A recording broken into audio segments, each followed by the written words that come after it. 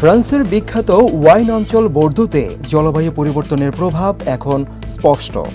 তীব্র তাপপ্রবাহ, খরা আর দাবানলে বদলে যাচ্ছে শত বছরের আঙ্গুর চাষের নিয়ম।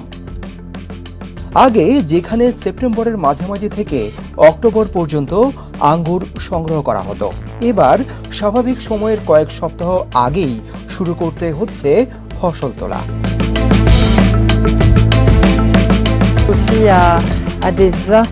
আমরা এখন উভয় সংকটে আছি।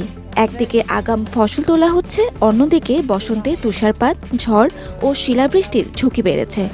আগে সেপ্টেম্বরের মাঝামাঝি থেকে অক্টোবর পর্যন্ত আঙুর সংগ্রহ করা হতো, কিন্তু এবার 15 আগস্টের দিকেই কাজ শুরু করতে হচ্ছে। দীর্ঘ তাপপ্রবাহ ও খরায় দক্ষিণ পশ্চিম ফ্রান্সে একের পর এক দাবানল ছড়িয়ে পড়ছে। চলতি বছর দেশ জুড়ে ইতিমধ্যে 1,15,000 হেক্টরের বেশি এলাকা পুড়ে গেছে।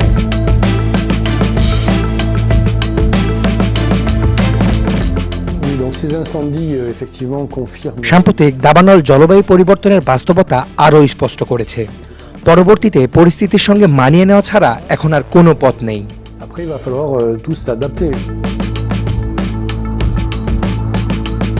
জলবায়ু পরিবর্তনের চাপ এখন শুধু প্রকৃতিতেই নয়, দেশটির শত বছরের ঐতিহ্যবাহী ওয়াইন শিল্পেও বড় পরিবর্তনের বার্তা দিচ্ছে।